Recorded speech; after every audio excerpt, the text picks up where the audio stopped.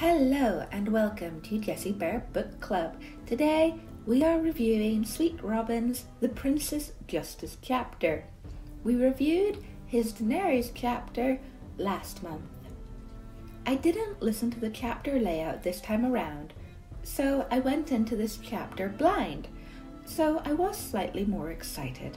I also think that Areo is a safer place to start than Daenerys Targaryen if you are going to be writing your own version of The Winds of Winter, as you can take a few more liberties with a lesser character.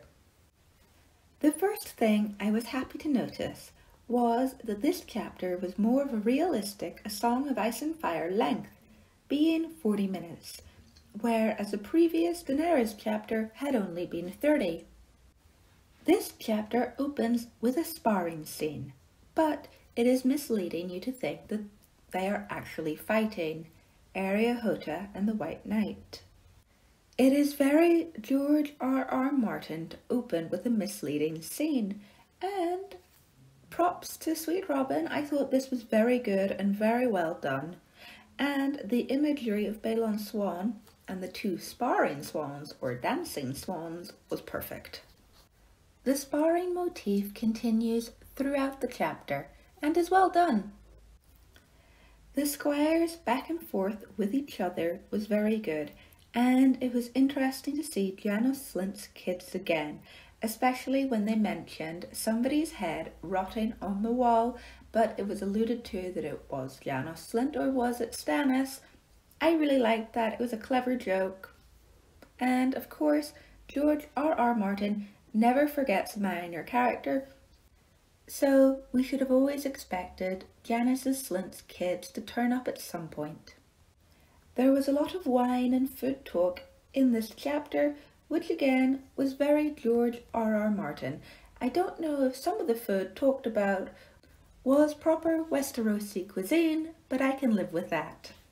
Moving along to the dragon bones, it was strange to think of the dragon bones encased in glass. It was a strange turn to take. I guess it was science-based. It simply isn't the way I would have gone. Also, they use whale when describing the dragon, talking about the dragon's head being swapped out for a whale's head when given back to Aegon. But I would like to point out that the word whale is never used in any of the Song of Ice and Fire books.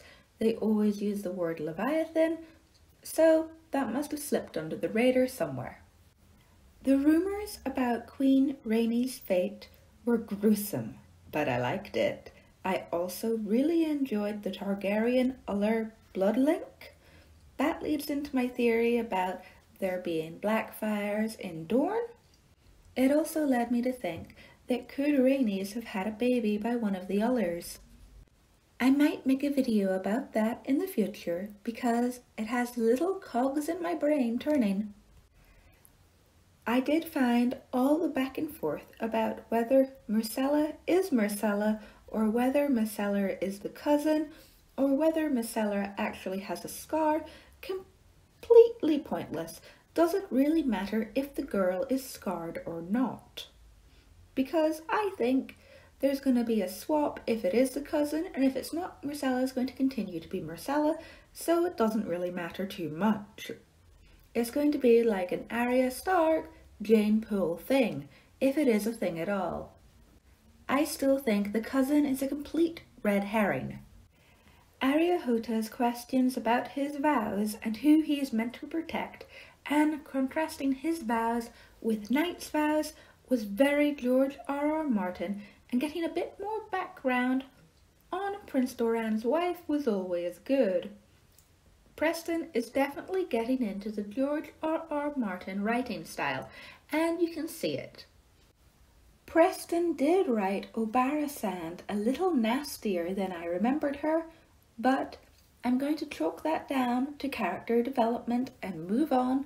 No point quibbling the small stuff. Overall, this chapter felt a lot less pushy than the previous Daenerys chapter. I think if Preston continues in this vein, his fanfiction is going to be really good. I felt like this chapter was a real improvement on the Daenerys chapter he did before. The quality has greatly improved, and I am now excited to see who he is going to write next. I really hope it is Sansa, Jaime or Brienne. This is the end of this little review. If you liked it, remember to like, comment and subscribe to this channel so you won't miss out on my other A Song of Ice and Fire videos. The next theory video I have about A Song of Ice and Fire is going to be about Varys, and that should be coming out in a few weeks. So subscribe and don't miss out. Until next time, we're all still waiting on Winds of Winter. Bye!